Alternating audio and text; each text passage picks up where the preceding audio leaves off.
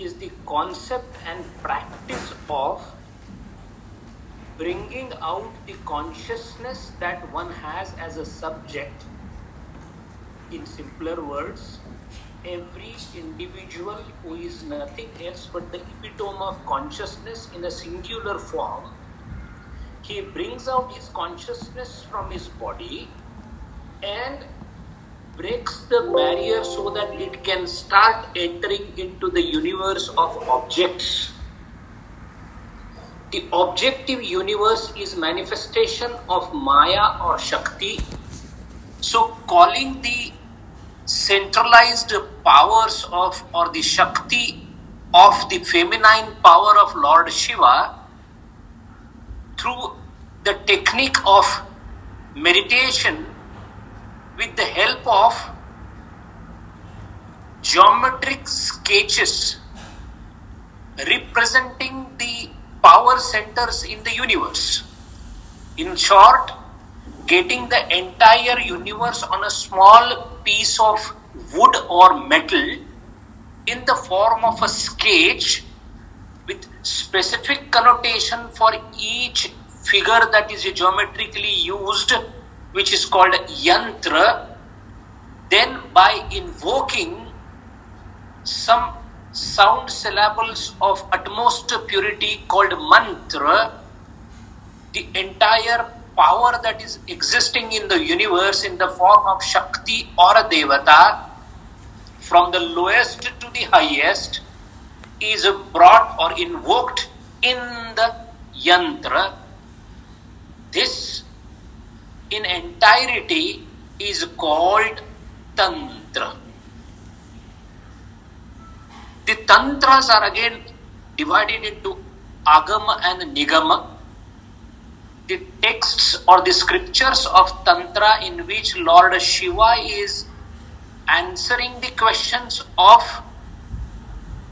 the Shakti are called Agama, and when in the textual reference Parvati or Shakti is answering the questions raised by Shiva, it is called Nigama.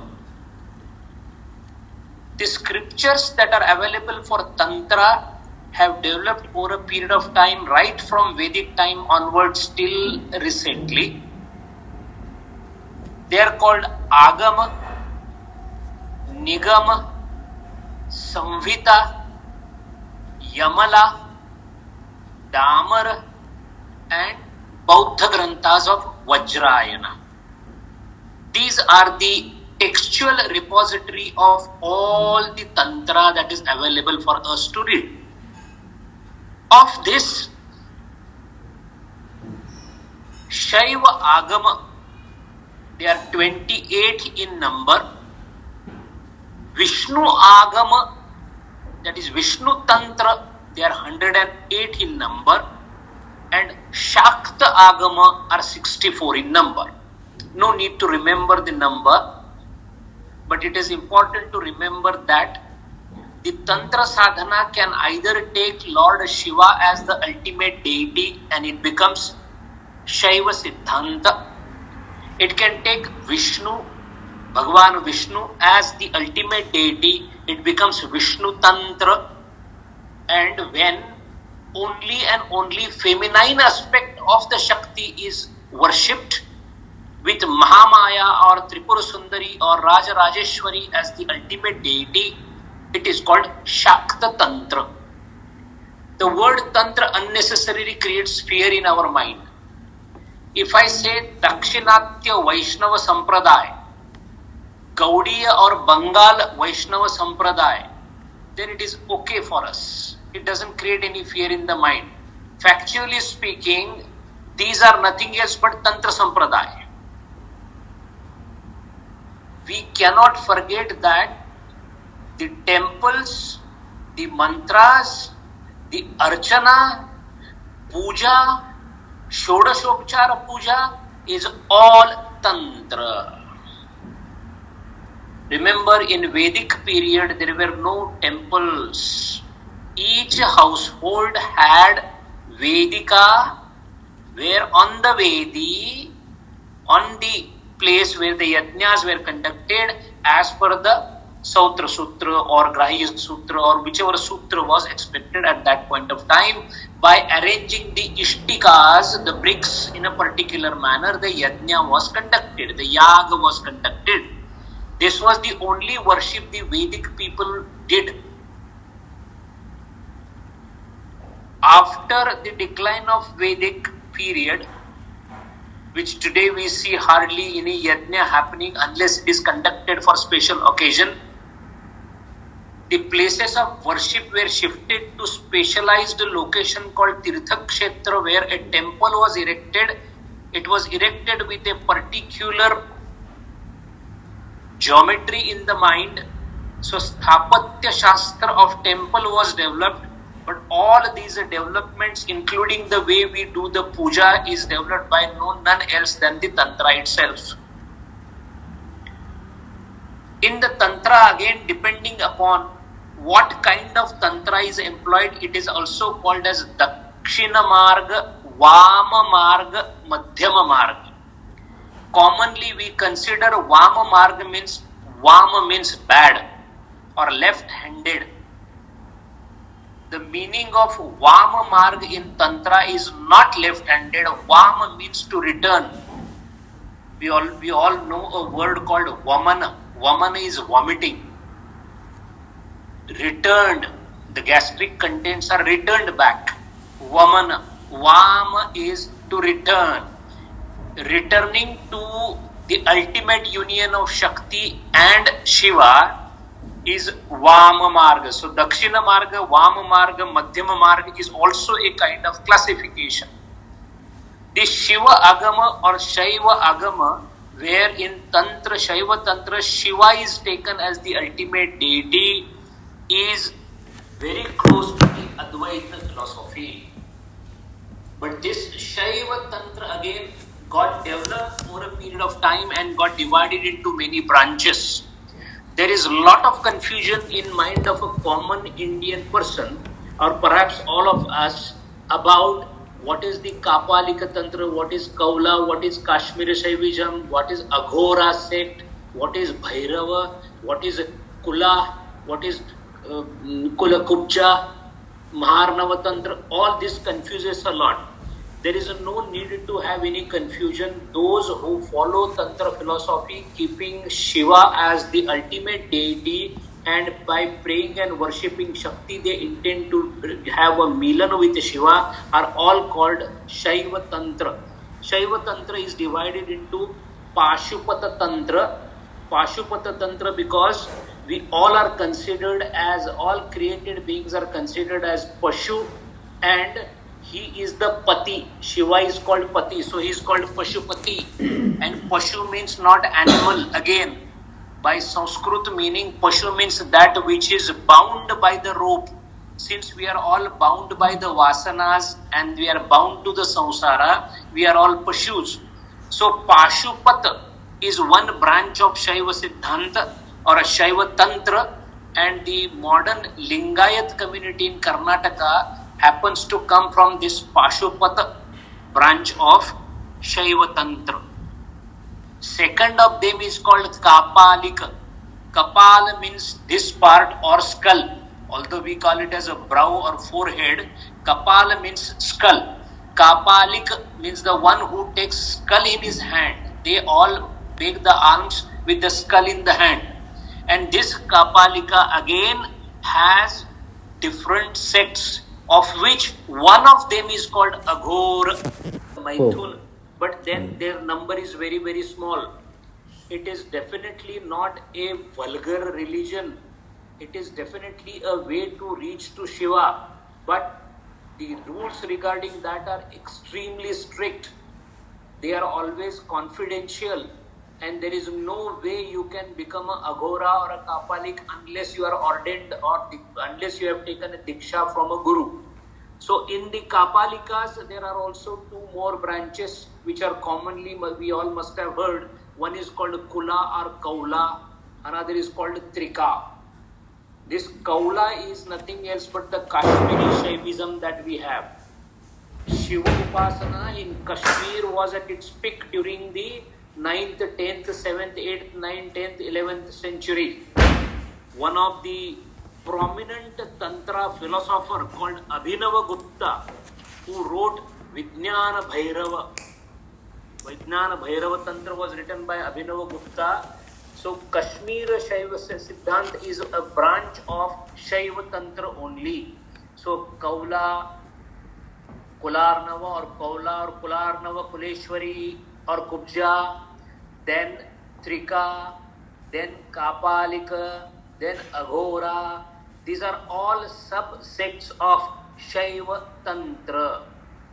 In Shaiva Tantra, the worship is done in 5 steps. The first step is called Charya. Charya means anybody who is allowed to enter into Tantra worship by the Guru. The first work that is given to him is only to do service to all the people who are in Tantra sadhana. So he cleans all the premises of the temple. He will wash clothes of all the gurus and the senior people. So he continues like this for some time till his ego has been brought down to a very low level.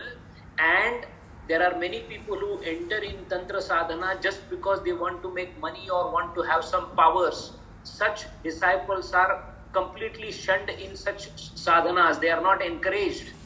So in Charya, if somebody is able to withstand the Charya or the service part, then he is given the next stage called Kriya. In Kriya means whatever Tantra pujas are being done, he is allowed to assist in those pujas, not conduct the puja, assist in the puja. So from Charya, he becomes Karya or Kriya. From Kriya, then one fine day, the Guru allows him to do puja by himself. This is not a puja that we do every day in our household where we just go and somehow collect all the deities or all the murtis and put them into the water. This is not how the Tantra puja is done.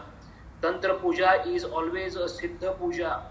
It is a very, very serious affair.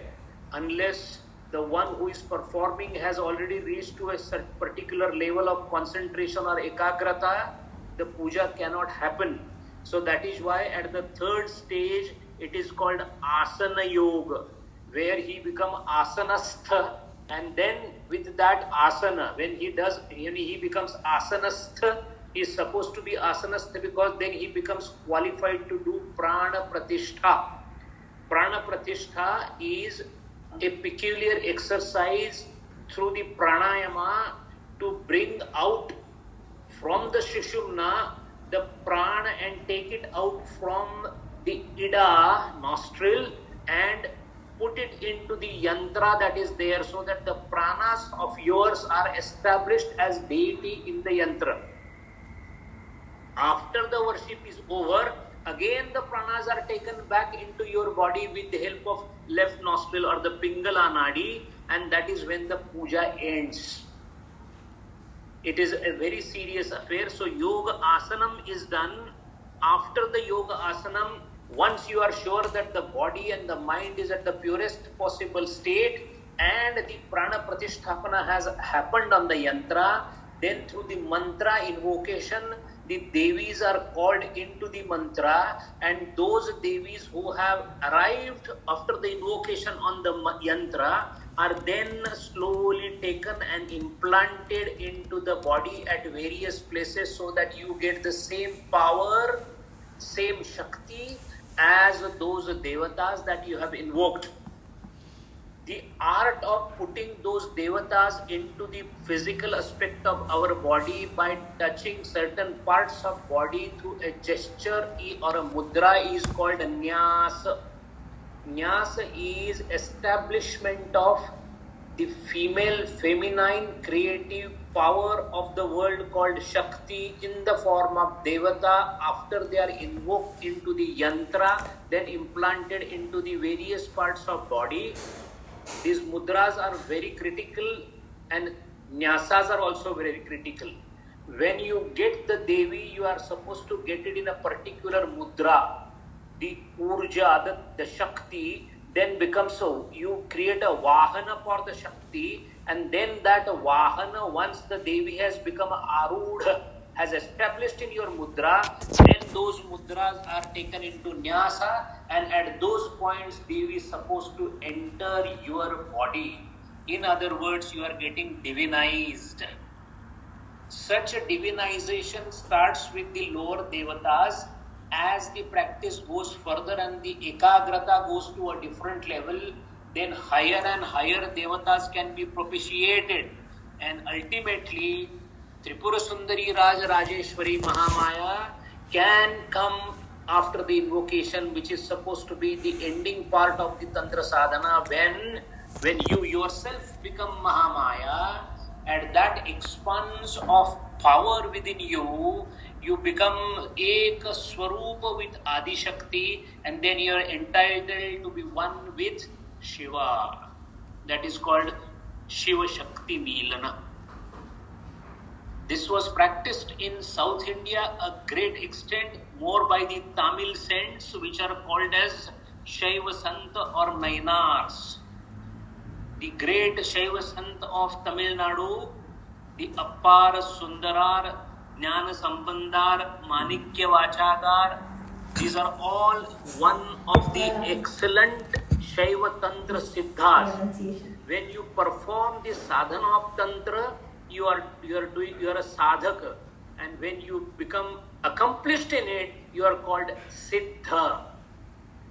Shaiva Siddha are very few in number. Chatambi Swamigal was a Shaiva Siddha. These Siddhas are aware of all the medicines. They can make use of any particular herb or any tree leaves, etc. for any asadhya roga. And that is because they have the knowledge of that, which is a kind of a power of a Devi residing in them. So Mukambika Devi, Kamakhya Devi, these are all Tantra Devatas. Coming to the Vaishnava Tantra's main grantha is Pancharatra. Pancharatra is a grantha dedicated to Vaishnava Tantra, which believes in transcendental form of the ultimate consciousness called Para, and rest the phenomenal part is called Vyuha. This Vyuha is comprised of Vasudeva, Sankarshana, Aniruddha and Pradyumna. These deities are worshipped in Vaishnava Tantra. Bhagavat Puran, especially the 10th canto, is very important for the Vaishnava Tantra. Again in South India, the Alwar Santa, the Alwar saints collected all the hymns dedicated to Vaishnava Tantra. One such great saint called Namma Alwar collected around 1,000 hymns, which were nothing else but mantras that were seen and heard by certain Vaishnava saints before them, and those are called Tiruvai, which is the main grantha used for Dakshinatya Vaishnava Tantra. There are 4 types of Vaishnava Tantra. Vaikhanasa is one of the type.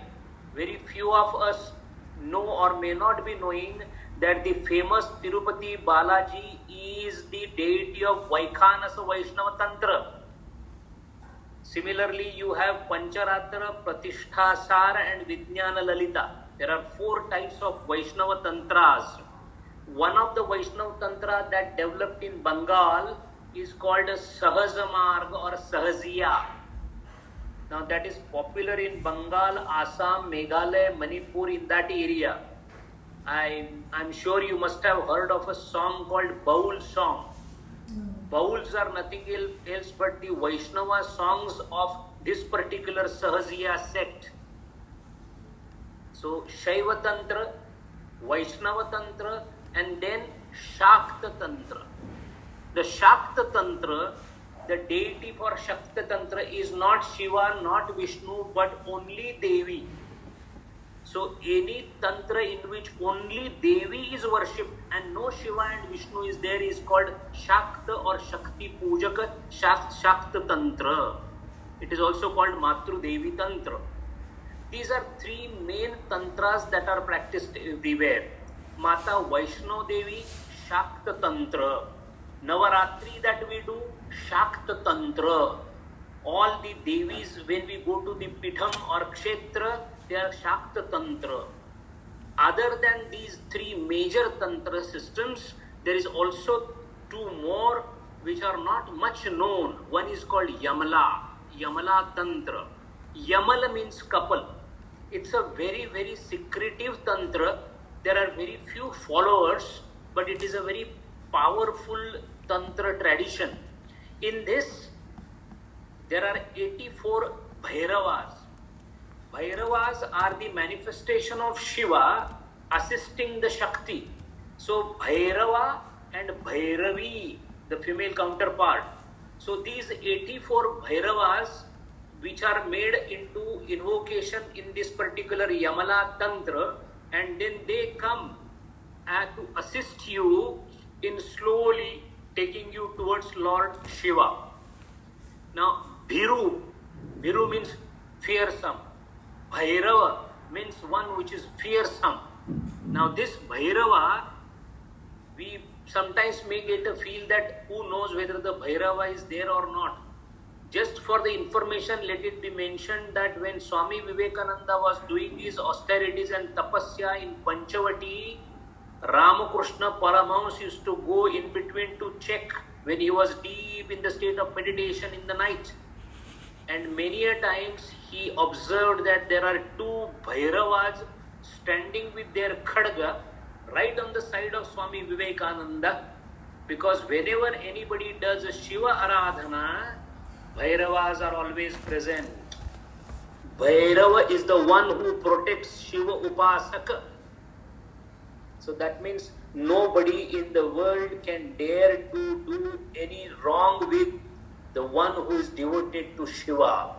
And Bhairava, that is why when the story of Daksha and Shiva we know, moment the Sati was not given the right amount of the Shiva was not given the right amount of respect. As a revenge, all the Bhairavas went and everything was destroyed. So that is why any Shaiva Sadhaka, if he is offended, there is no question of any mercy coming, because Bhairavas do not have mercy. So Bhairava Tantra is called Yamala Tantra. Similarly, a ferocious aspect of the attendants of Shivas are called Damar. So Damar means fierce. So there are Damar Tantra also. And then accordingly they have their own texts. Like for Yamala, there is Brahma Yamala, Rudra Yamala, Lakshmi Yamala, Grantha is there. Similarly for Damar, there is a Shiva Damar Grantha, Durga Damar Grantha. The way Tantra, Yantra and Mantra developed in Hinduism, it also influenced Buddhism a lot. So much that Buddhism got divided into third sect. We know Buddhism got mainly divided into Mahayana and Hinayana. These are the major two divisions of Buddha religion. But Buddhism also got into a third branch called Vajrayana, which is even today prevalent in Tibet, Sikkim, Nepal and our surrounding area. This is one branch of Buddhism which uses maximum, or rather uses only mantra and tantra for their sadhana. I am sure all of you must have sometime or the other have gone to Himachal Pradesh or Nepal or Sikkim or Tibet or Bhutan. In most of their temples you must have seen that you are supposed to touch a rotating wheel. And on the wheel it is written Om Mani Padme Hum. If you go to their monastery, you will always hear that continuously there is a ghost of this mantra, Om Mani Padme Hum. Behold, the jewel is in lotus. Now this is again a Shiva Shakti Milan mantra. So this Vajrayana also is a type of Tantra sadhana adopted by the Buddhist people. Again, of course, they have their divisions into it called Vajrayana, Sahajayana, Kalachakrayana. Out of this Kalachakrayana, Dalai Lama performs Kalachakra ceremony in Sarnath every 5 years, where you will find thousands of monks are chanting the mantras. So these mantras are also nothing else but the Tantra mantra. Side by side, we must also know a concept which is normally referred to as Yogini. yoginis are nothing else but the devatas, the feminine counterpart of Shakti.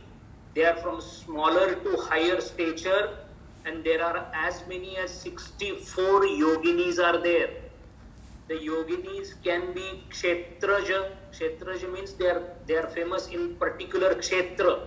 For example, Mata Hinglaj Devi in Pakistan, which even today attracts about 300,000 to 500,000 devotees every year, is a Tantra deity of the kshetraja type. You have Pithaja, we call it Shakti Pitha. Such a yogini is called Pithaja yogini. Kamakhya Devi in Assam is a Pithaja. There are yoginis which are these two types of yoginis, Kshetraja and Pithaja. You can go and actually do darshanam of these devis. But there are other two types of yoginis which you can't see but you can create. One is called Yogaja. When the yogi with the contemplation reaches the higher level of consciousness, he can ordain or order or invoke the devata to appear in front of him, and she appears. This is third way the devata can appear in physical form. And the fourth is mantraja. You have a mantra so powerful, if you are able to say that in a particular manner, provided you have that much purity with you, with the invocation of the mantra, Devi can appear in front of you. So Yogaja, Mantraja, Kshetraja, Pithaja. The four ways the yoginis can come. These yoginis are nothing else but originally when the Shakti was there coming from Shiva, when this world was to be produced, first a large accumulated Shakti came into the being for performance. The first eight centers of this power are called Ashtamatrukas. Ashtamatrukas means primordial power. From that power, everything has now spread so much and the universe is formed. So today, as we have in any system, a lower officer, a higher officer, a highest officer, and a further higher officer, in that manner, when the world was evolving, when Adi Maya became awake, which is called Gunakshobhini Maya, or the Shakti started spreading. Initially, it spread in the form of condensed power. Such 8 condensed powerhouses were called Matrukas or Ashtamatrukas. And they always accompanied. That is why we say the world was created by Brahma. And the one who helped Brahma to create the world, that Shakti is called Brahmani. Then Vishnu came into the picture for maintenance of what is created. But the power that was used for that is called Vaishnavi. Then Shiva came for destruction. But again he needed power, the feminine aspect, which is called as Maheshwari. Then Indra came, so Indrani. Then came the Chamunda. Then came Chandi, Varahi. Similarly, 8 different devatas came. Each of these 8 devatas again exhibited 8 further powers for the development of the universe. So 8 into 8, 64 yoginis were formed. These yoginis are invoked in many of the Tantra practices, and the siddhis that one gets during the Tantra practice comes from these 64 yoginis. That is why 64 yoginis are associated with 64 Kala, 64 Ratibandha, 64 Bhairava, 64 Naika, and there are 64 emotions in human life. So that is how Yogini Puja, in short, we can do, we can think of. Ravana was the great Tantra follower, and he was a master and adept in this Yogini Vidya. That is why his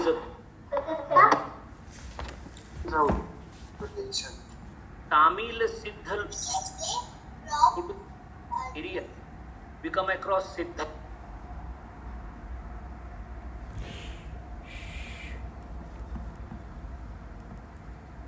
Sanjay ji, sorry, please unmute yourself. The Siddha that is normally heard in the southern part of the India, they are called Siddhas.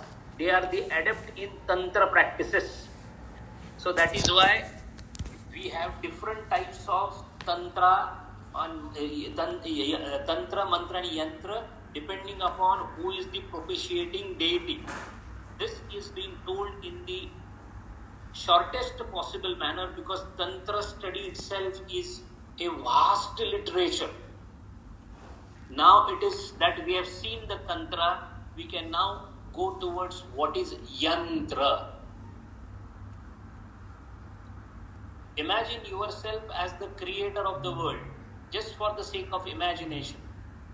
Now, if you want to create the world, the first thing that will happen is whatever created should have a Rupa and a Nama, the name and the Akar. So now that Nama and the Rupa, when we talk of Rupa, the first thing that you talk of any Rupa or form is how the form is there. Now if you think deeply, we will realize that there are only 4 major things in this world that has given the Rupa to all. One is Bindu, the Bindu becomes Rekha, the line becomes triangle, and then there is a circle. There is no 4th shape in this world. All other shapes are combination of these shapes. Even a square is addition of 2 triangles. An hexagon, an octagon, and a nanogon, and a decagon, all are triangles juxtaposed to each other. A star is nothing but 6 triangles coming together. So, point or bindu, line or rekha, triangle or trikona, and circle or vartula. These are the only things that are available in the shape form. So that is why the primordial power, when Adi Maya decided to create the things that she wanted to create, she might have filled lot of other content into it in the form of Panchamahabhuta and must have given different Gunadharma to it. But as far as the Akara is concerned, all Akaras have originated from only these 4. If that is the story, then reducing all the Nama Rupa to the basic structure, it would be possible to have a sum total of everything that is there in the universe into small forms of triangle, line, circle or a square. When this is tried in the higher level of meditation by the Tantra Sadhaka, they realize that each sign, each geometrical sign represents the absolute antecedent of some progress that has happened so far. In other words, tracing back the current state of universe, when we move back to them, we realize that there are some basic geometrical figures from which everything seems to have originated. And those shapes or those geometrical patterns, if they have come from the Lord, because we do not know anything called triangle, because there is no object called triangle, there is no object called bindu, there is no object called line, there is no object called circle. All these are concepts held in the mind. If the mind is holding this concept, from where these concepts came? Because to understand triangle as triangle, it is depicted on the blackboard as triangle by 3 lines. But conceptually, triangle as a concept is pre-existing here, or it is a priori. If it is a priori, that means it has come in us from time immemorial. Tracing back the same logic, if I have to invoke all the Shaktis in the world in the form of Devata, I can invoke them in the form of their primordial structure. If all the creative power of this world, I want to depict it geometrically into one sign, then I have a triangle in my hand. So there is a creator, there is a creative power, there is a Shiva, there is a Shakti. Now if I have to take all sum total of the Shakti and then put it into a geometrical form, then I have to think of such a form which befits the description of that Devata. So that is why Yantra word comes from word Yam. Yam means to sustain. Yama Niyama. Yama means Niyamya, that which is disciplined or that which can sustain through the discipline is called Yama. And the Yantra word has come from that because it sustains the world. Yantra is a geometrical configuration of primal basic shapes. Each symbol in Yantra represents inner consciousness. Even small miniature can create the sense of expansiveness if properly contemplated on that. Generally, the world is supposed to have expanded from a central point or the Bindu or the Nada Brahma or the Nada Bindu. So everything seems to have started or must have started from a single point and has become multifarious and diverse as of now. So that is why the most critical part of any yantra is Bindu. Bindu is considered as the point where Shiva and Shakti Milan is there. That is why every Bindu has a triangle in it which is not seen, because a triangle indicates Shakti, a Bindu indicates Shiva, and since the Shiva Shakti Milan is already there at the Bindu level, and then the Shakti comes out from it and Bindu remains there, so whenever the center of any yantra is taken, there is a Bindu there, and that is where precisely through the art of meditation and Tantra practices we are supposed to reach at that Bindu. The visualization is done in this manner that the center of any yantra is always a Bindu. So this is, and then from that Bindu, the expansion of the world is depicted, either in the form of concentric circles or in the form of certain geometric shapes. Now, Bindu has been already described in Brihadaranyaka Upanishad. It is described as a spider who spins the web and eats the web. That is how the Bindu has been described. Bindu is a divine essence. Bindu is the first drop, or perhaps it is what the science is trying to search, called God particle. Bindu represents Shiva, who is static, and Shakti, which is the kinetic element, blended in one. It is the meeting ground of subject and object. As long as only Bindu is there, there is no duality. From that non-dual state, when the Maya starts expanding from there, the duality begins. Going away from center is duality. Creator and creation merges in the center. When non-manifest decides to manifest, it has location but no expansion. When the non-manifest, Avyakta, decides to expand, it has only location, no expansion. When the expansion starts, from Bindu onwards, duality starts. So that is why the Bindu contains infinity as well as zero.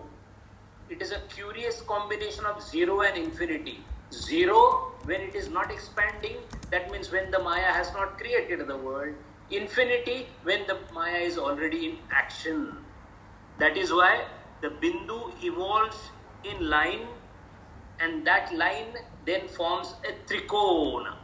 So Sarala Rekha, or the line, the Sarala Rekha is unbroken series of points. This line is given length and breadth by series of points. That is precisely when the time is supposed to be born.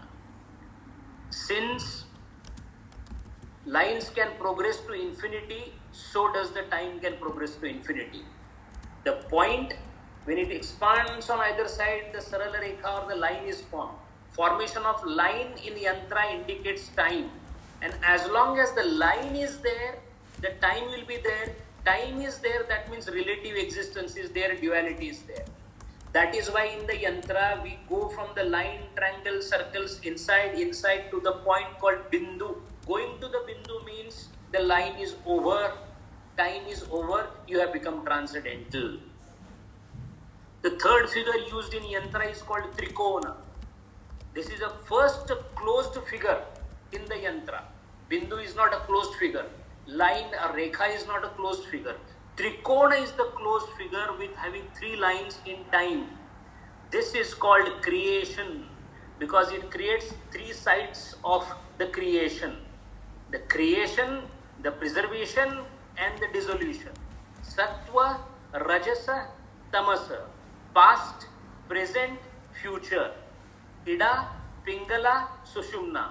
All these 3 are taken as a support by the Mahamaya to create the world. So a triangle indicates Mahamaya or the Stri Tattva. If it is inverted triangle, it is called Yoni or Shakti. If it is a straight triangle with the apex at the top, it is called Shiva. So Shiva is an upright triangle, or it is called Linga also. If it is inverted triangle, we call it as Shakti or Yoni. This inverted triangle is the center of the most yantras, which indicates first creation. So we have a Bindu usually followed by a triangle because that is the first creation. The triangle always points at the apex, that means towards the Bindu. If 2 triangles are placed with base towards each other, then it gives a hourglass appearance, which is called a Damaru. Damar means fierce. It indicates laya or destruction.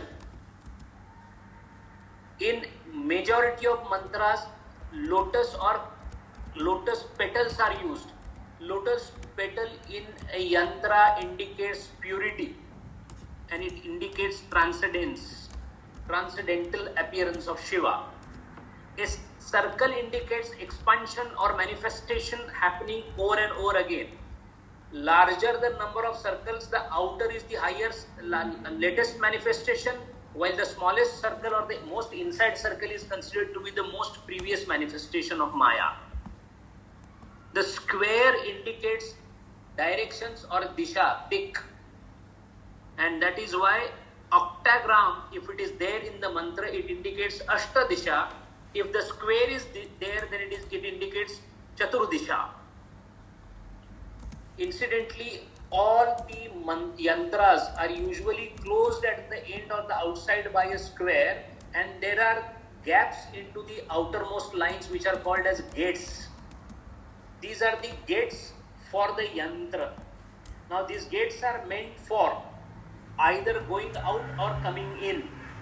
When the devata is pratisthapana is to be done, then we are supposed to get the prana pratisthapana. The pranas come through this gate and then we establish them in the yantra. When the devatas are to be invoked into the yantra, then they are invoked with the mantra and they are contemplated in the mind in a manner that they are coming and walking through the gates into the center of the yantra. This apparently may appear as just a theoretical thing, but this is precisely performed by the Tantra sadhakas with a proper puja, and they become siddha out of it. When one of the yoginis were invoked by Ramakrishna Paramahamsa, is to do this sadhana in the smashan. Once he was performing the sadhana and his elder brother Ram, he came because, and that time Ramakrishna Paramahamsa was very small, he was barely 9-10 years old. He didn't know where Gadadhar is gone, so he came in search of Gadadhar, Ramakrishna Paramahamsa. And when he started shouting as Gadadhar, Gadadhar, Ramakrishna Paramahamsa got out of the puja, Tantra puja that he was doing.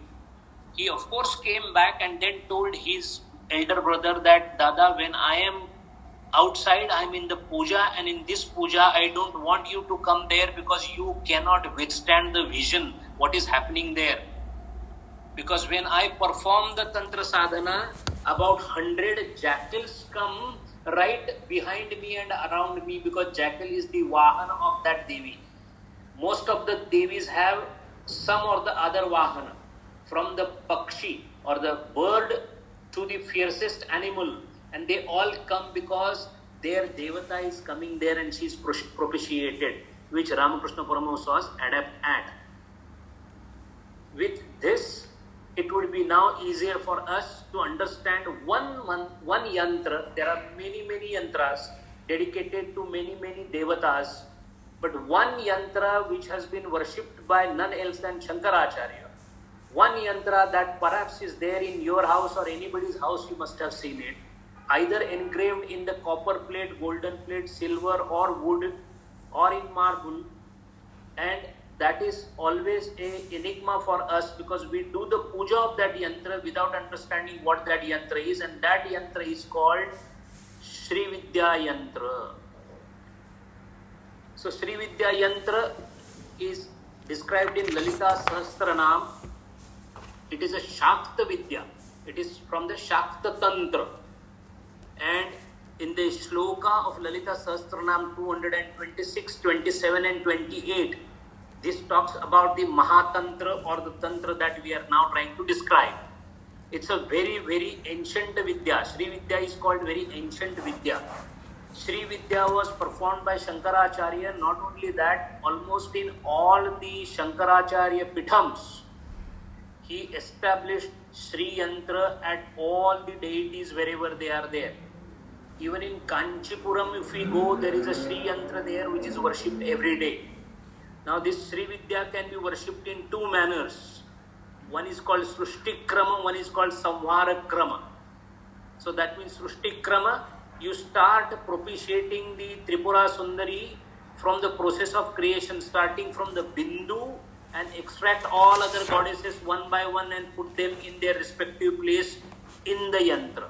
So first you take Lalitra Tripura Sundari, the highest goddess, and then start coming down with each smaller goddess and implant them into the Sri Yantra. Or you can do Samvara Krama, that means go from the smaller goddess, from the Avarana towards the center. So going from center to outermost area or outermost circle to the center. One is called Srushti Krama, another is called Samvara Krama.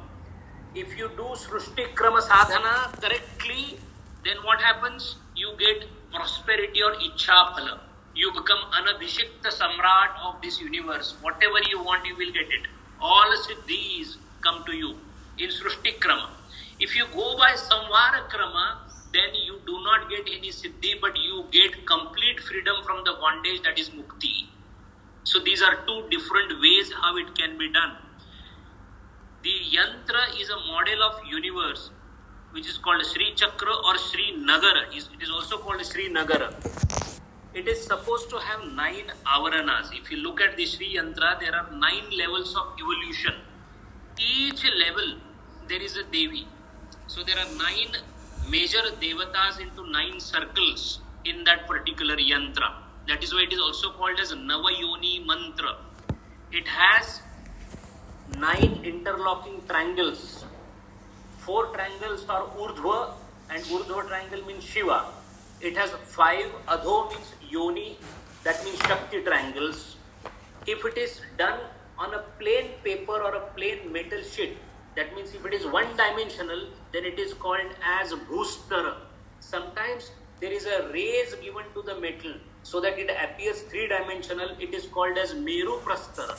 So it can be Bhu Prastara or Meru Prastara.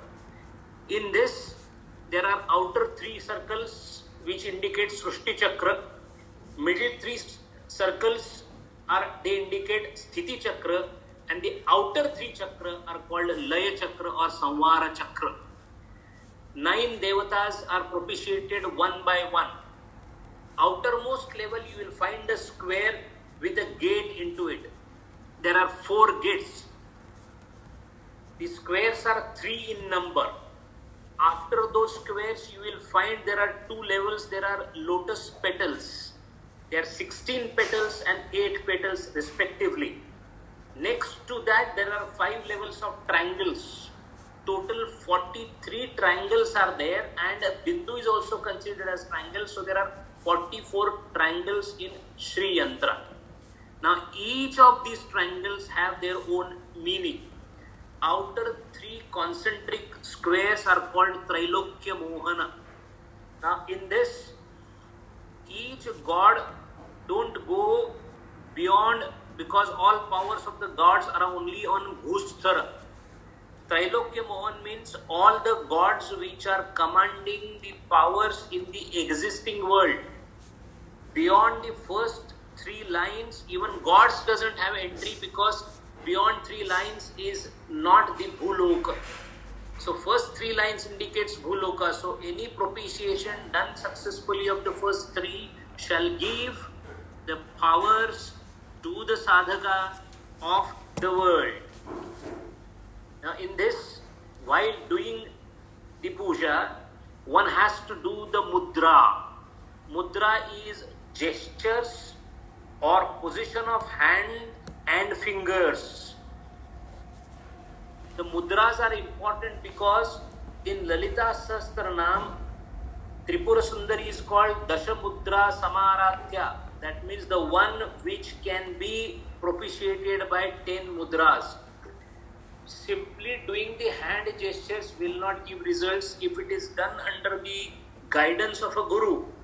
By a Chitta Shuddha Sadhaka, then by simple gestures, this is nothing else but a way of calling the goddess at your place.